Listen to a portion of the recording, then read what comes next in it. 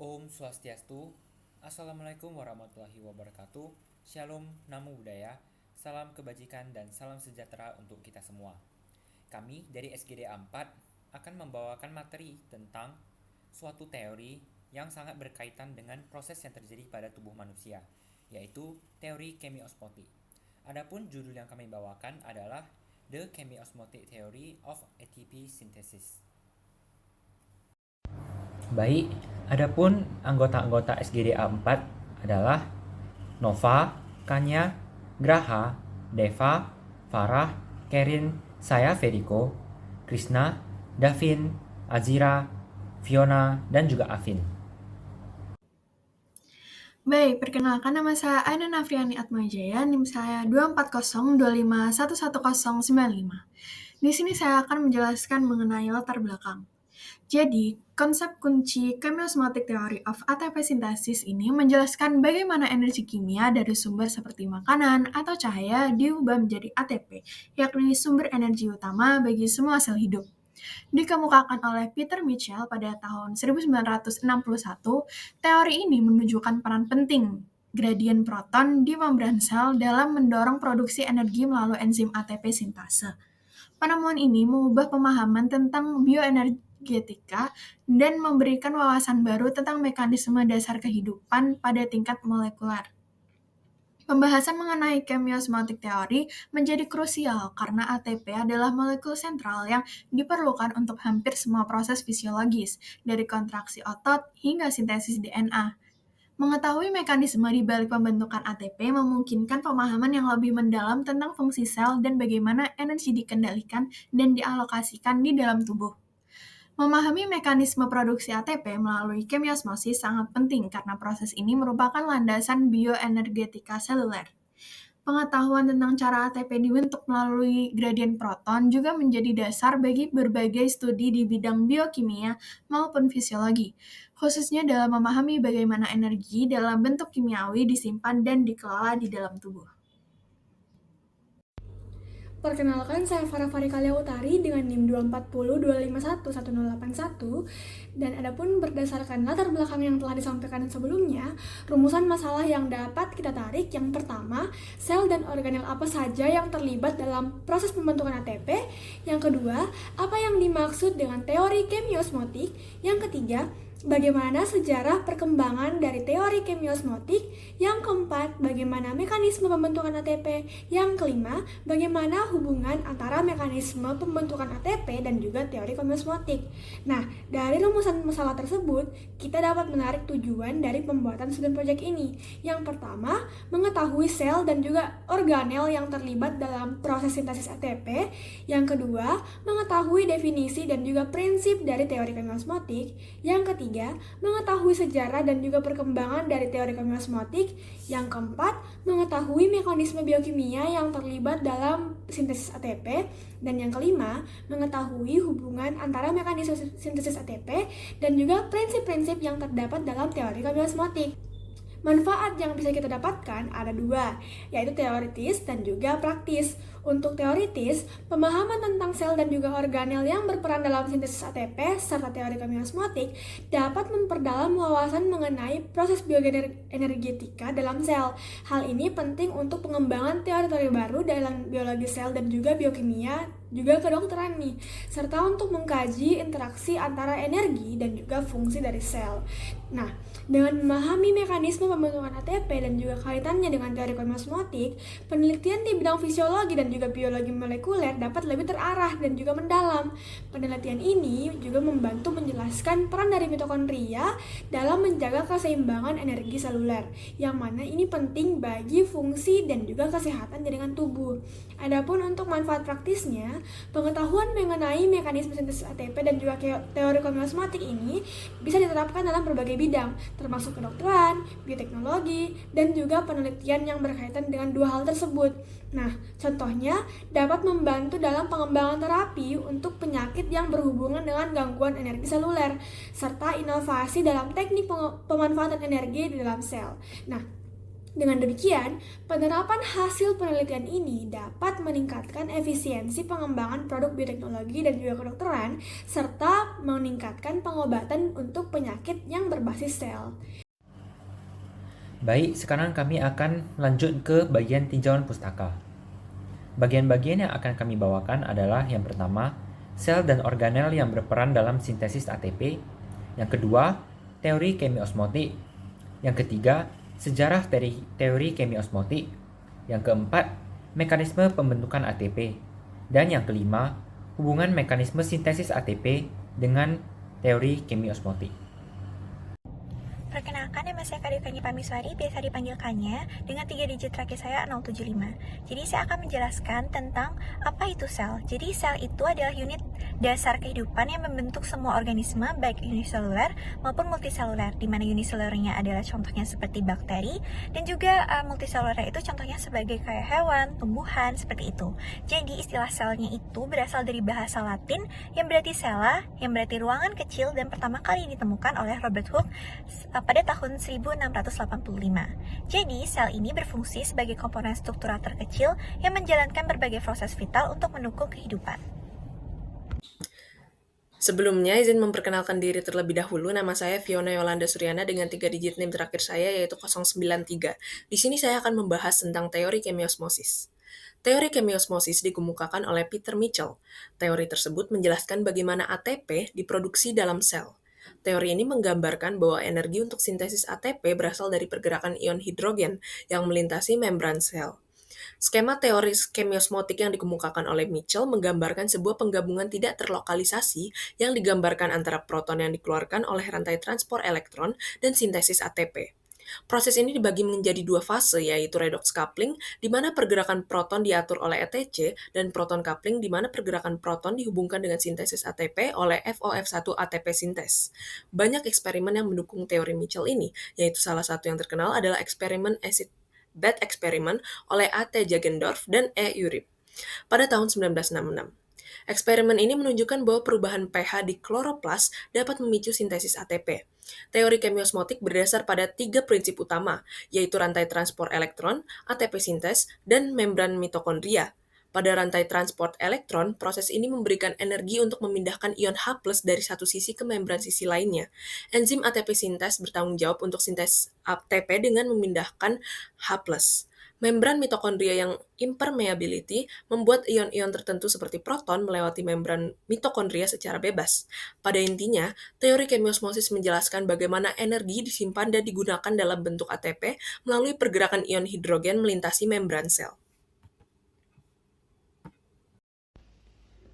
Baik, saya Nova Titan Alkofar dengan 3 digit NIM terakhir 073 dari SGD A4. Saya akan menjelaskan tentang sejarah dari teori kemiosmotik.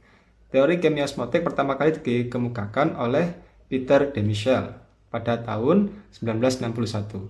Teori ini menuai banyak kontroversi dan butuh waktu selama 17 tahun untuk dapat diterima oleh komunitas pakar biologi. Peter de Michel mendapatkan Nobel Prize untuk kontribusinya dalam memahami transfer energi biologis dengan formulasi dari teori kemiosmotik. Dalam teori ini terdapat 3 postulat. Yang pertama, rantai transport elektron menyediakan energi untuk H+ berpindah dari satu sisi ke sisi lain membran. 2. ATP sintase mensintesis atau menghidrolisis ATP melalui translokasi H+, dan impermeabilitas membran mitokondria bagian dalam terhadap spesies ionik sehingga termasuk proton. Perkenalkan, nama saya Kadekanya Pamiswari, biasa dipanggil Kanya, dengan 3 digit terakhir saya adalah 075. Jadi, saya akan membahas tentang struktur dan organel sel yang berpengaruh dalam proses kemiosmosis. Jadi, salah satunya adalah mitokondria, di mana disebut sebagai pembangkit tenaga sel. Mitokondria itu memiliki DNA sendiri, membran ganda, dan juga beberapa enzim esensial untuk siklus metabolisme. Jadi, siklus itu adalah glikolisis, siklus Krebs, dan juga fosforilasi oksidatif. Di mana di antara membran dalam dan juga luarnya itu terdapat yang namanya intermembran yang lebih permeable dibandingkan membran dalamnya. Karena di bagian membran dalam dari mitokondria itu akan melindungi matriks yang nantinya akan tempat berlangsungnya dari proses siklus Krebs dan juga transfer elektron untuk menghasilkan ATP. Jadi sebagian besar energi yang diproduksi itu diproduksi di membran dalam dari mitokondria. Baik, perkenalkan nama saya Azira Anantaramli dengan 3 digit NIM terakhir 091. Di sini saya akan menjelaskan tentang membran plasma. Membran plasma berperan penting dalam teori kemiosmosis, terutama pada sel manusia. Sebagai penghalang semi-permeable, membran ini memisahkan interior sel dari lingkungan eksternal dan menjaga konsentrasi ion yang diperlukan untuk gradien elektrokimia.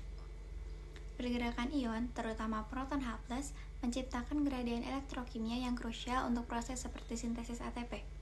Meskipun pemompaan proton utama terjadi di mitokondria, beberapa sel memanfaatkan membran plasma untuk membangun gradien proton.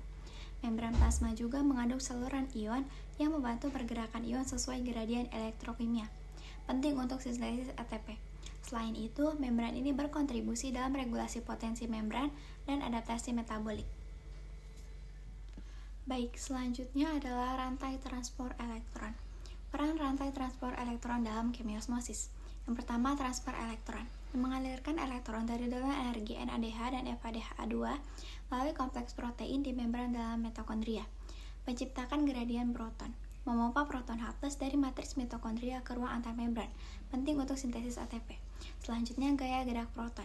Gradien yang dihasilkan digunakan untuk ATP sintase untuk mengubah ADP menjadi ATP saat proton mengalir kembali ke matriks. Kemudian ada koneksi reaksi oksidasi dan sintesis ATP. Menghubungkan reaksi oksidasi yang melepaskan energi dengan sintesis ATP menjadikannya komponen integral dalam respirasi seluler. Selanjutnya ada pengaturan potensi membran berkontribusi pada pengaturan potensi membran dan homeostasis seluler dengan mempengaruhi distribusi ion. Baik, sebelumnya izin memperkenalkan diri saya. Nama saya Gede Kanadifa Haryanto, dengan 3 digit NIM terakhir adalah 079, dan saya akan membahas tentang teori pembentukan ATP. Teori kemiosmotik yang diusulkan oleh Peter Michel pada tahun 1961 merevolusi pemahaman kita tentang sintesis ATP. Teori ini menyatakan hubungan antara transfer elektron dan produksi ATP dengan fokus pada peran gradien proton. Langkah yang pertama dalam proses ini adalah pembentukan gradien proton yang sangat penting untuk sintesis ATP. Gradien ini terbentuk selama respirasi seluler dan fotosintesis. Di mitokondria, elektron dari NADH dan FADH2 dipindahkan melalui rantai transport elektron, memompa proton ke ruang intermembran. Selanjutnya kita membahas tentang PMF atau gaya gerak proton. Jadi, akumulasi proton menciptakan gaya gerak proton, yaitu gradien elektrokimia. Gaya ini terdiri dari gradien konsentrasi dan perbedaan potensial listrik yang berfungsi sebagai energi tersimpan untuk sintesis ATP. Kemudian, peran ATP sintase. ATP sintase adalah enzim kunci dalam proses ini. Subunit F0 memungkinkan aliran proton kembali ke matriks menyebabkan rotasi. Subunit F1 berfungsi mensintesis ATP dari ADP dan fosfat anorganik. Proses sintesis ATP dapat diringkas dalam 3 langkah, yakni aliran proton, konversi energi mekanik, dan sintesis ATP. Proton bergerak melalui ATP sintase memutar rotor yang menyebabkan perubahan konformasi di S1 dan menggabungkan ADP dan PI menjadi ATP. Baik, perkenalkan nama saya Gus Yogo Rajendra Wibowo dengan NIM 240251187. Di sini saya akan menjelaskan tentang lanjutan dari yang sudah dijelaskan Deva, yaitu pertama cara menghubungkan atau teori dari transfer elektron dan juga sintesis ATP. Jadi keterkaitannya sangat-sangat penting untuk kita produksi energi seluler untuk dipahami. Jadi energi yang dilepaskan saat transfer elektron itu tidak disimpan sebagai perantar kimia, namun sebagai gradien elektrokimia transmembran. Ini beda dengan beberapa pemahaman lama di mana menggunakan bahwa energi itu disimpan dalam peradangan energi tinggi. Namun di sini kita menyimpannya sebagai gradien elektrokimia. Mengapa begitu? Karena adanya efisiensi proses dan juga regulasinya. Efisiensinya sangat luar biasa karena ini memungkinkan sel untuk memproduksi jumlah besar ATP relatif terhadap konsumsi substrat. Selain itu, berbagai faktor dapat mengatur proses ini, termasuk ketersediaan substrat dan permintaan metabolik. Nah, aplikasi mengenai kemiosmotik ini juga terjadi di di kloroplas. Jadi di kloroplas itu terjadi selama fotosintesis, yaitu pertama ada di reaksi cahaya. Reaksi cahaya itu energi cahaya mengekspresi elektron dalam bentuk klorofil di dalam fotosistem, mulai rate transfer elektron yang mirip dengan yang ada di mitokondria. Proton ditompak ke lumen tilakoid menciptakan gradien proton. Dan juga ada generasi ATP, saat proton mengalir ke stroma melalui ATP sintase, ATP disintesis yang kemudian digunakan dalam siklus Alvin untuk produksi gula. Jadi baik di mitokondria maupun aplikasinya di kloroplas, teori kemoosmosis ini menggambarkan prinsip dasar bioenergetika, yaitu bahwa proses konversi energi sangat terkait dengan gradien proton di seluruh membran. Terima kasih. Baik, terima kasih atas kesempatannya. Perkenalkan, saya Madegra Arwardana dengan NIM 24025111077. Pada kesempatan kali ini, saya diberi kesempatan untuk melanjutkan presentasi terkait dengan pengaruh kemiosmosis terhadap fungsi dari organ yang membutuhkan suplai energi tinggi, seperti jantung dan juga otak. Khususnya saya akan mempresentasikan terkait dengan pengaruh kemiosmosis pada otak. Jadi sedikit flashback, kemiosmosis itu memiliki peran sentral dalam memenuhi tuntutan energi kedua organel tersebut. Penelitian menunjukkan bahwa kemiosmosis melalui gradien ion hidrogen yang dihasilkan di dalam mitokondria merupakan mekanisme utama yang memungkinkan produksi ATP dalam jumlah yang besar. Nah, produksi ATP jumlah besar ini itu mendukung fungsi metabolisme pada jaringan yang memerlukan energi tinggi. Berbagai jaringan dan organ tubuh memiliki kebutuhan energi yang berbeda-beda, tergantung pada kompleksitas fungsi dan aktivitas seluler yang mereka jalankan. Di antara organ tubuh, otak mengonsumsi sekitar 20% dari total pengeluaran energi tubuh, meskipun hanya menyumbang sekitar 2% dari berat badan. Sebagian besar energi ini berasal dari metabolisme glukosa, yang dapat diproses melalui glikolisis dan juga fosforilasi oksidatif. Selama transmisi sinaptik, permintaan ATP meningkat secara signifikan. Penelitian menunjukkan bahwa selama aktivasi neuron, produksi ATP dapat meningkat sekitar 12 hingga 17% untuk memenuhi kebutuhan energi yang meningkat. Ketergantungan pada fosforisasi oksidatif sangat terlihat dengan sekitar 98% ATP yang diproduksi selama stimulasi berasal dari jalur ini. Adapun konsekuensi dari kemiosmosis yang tidak stabil pada otak mampu menyebabkan penurunan kadar ATP, yang tentunya berdampak negatif pada fungsi otak. Kondisi seperti disfungsi kognitif yang menyebabkan gangguan neurotransmisi dan penurunan kognitif itu mampu menurunkan atau memperburuk kerusakan neuron dan berkontribusi pada penyakit neurodegeneratif. Baik, sekian presentasi yang dapat saya bawakan. Saya berikan kesempatan kepada teman saya untuk menambahkan. Terima kasih. Perkenalkan, nama saya Kerin Talia Tarigan dengan 3 digit NIM terakhir 083. Di sini saya akan membahas mengenai pengaruh kemiosmosis terhadap fungsi jantung. Kemiosmosis mengaruhi metabolisme energi pada jaringan berenergi tinggi, terutama otot jantung. Proses ini penting untuk produksi ATP yang krusial bagi fungsi jantung. Jantung sangat bergantung pada ATP yang dihasilkan melalui kemiosmosis selama fosforilasi oksidatif, di mana 70 hingga 90% ATP dihasilkan dari oksidasi asam lemak dan sisanya baru dari glukosa. Mitokondria berperan sentral dalam mengatur kadar ATP, di mana kilatan mitokondria dapat menghambat produksi ATP dalam kondisi tertentu. Regulasi ini penting untuk menjaga homeostatis ATP, terutama saat permintaan energi meningkat, seperti pada detak jantung yang lebih cepat. Izin memperkenalkan diri, nama saya Raffi Sipa dengan 3 digit NIM akhir 089. Di sini saya akan menarik kesimpulan. Jadi penelitian mengenai teori kemiosmotik memberikan pemahaman tentang proses pembentukan ATP dan peran organel seluler yang terlibat dalam proses tersebut. Dalam teori ini, mitokondria berperan sebagai pusat utama sintesis ATP dengan mekanisme yang melibatkan gradien proton di sepanjang membran mitokondria. Gradien ini memungkinkan proton bergerak melalui ATP sintase, enzim yang mengubah ADP menjadi ATP sehingga menyediakan energi bagi sel. Teori kemiosmosis yang dikemukakan oleh Peter Mitchell juga menjelaskan bagaimana transfer elektron melalui rantai transfer elektron menciptakan potensi elektrokimia yang menjadi dasar bagi sintesis ATP. Dengan memahami mekanisme ini, dapat dijelaskan bahwa ATP tidak hanya dihasilkan melalui proses dalam mitokondria, tetapi juga terjadi di kloroplas selama fotosintesis. Melalui teori ini, kita memahami keterkaitan antara mekanisme pembentukan ATP dan gradien proton yang dihasilkan oleh transfer elektron, di mana keduanya bekerja secara sinergis untuk menciptakan energi yang diperlukan oleh sel. Pengetahuan ini memiliki aplikasi penting khususnya dalam memahami fungsi organ berenergi tinggi seperti jantung dan otak yang sangat bergantung pada produksi ATP. Gangguan dalam mekanisme ini dapat berdampak pada kesehatan seluler dan dapat berkontribusi pada berbagai kondisi medis. Secara keseluruhan, teori kemiosmosis menjelaskan konsep bioenergetika seluler yang mendasar, menunjukkan pentingnya ATP dalam proses fisiologis dan membuka peluang untuk penelitian lebih lanjut dalam biologi sel dan kedokteran, terutama dalam mengembangkan terapi untuk penyakit yang berkaitan dengan defisit energi seluler. Demikian, terima kasih. Baik, sekian dari materi yang bisa kami sampaikan. Kami berharap materi yang kami bawakan ini bisa bermanfaat bagi kita semua. Sekian dan terima kasih.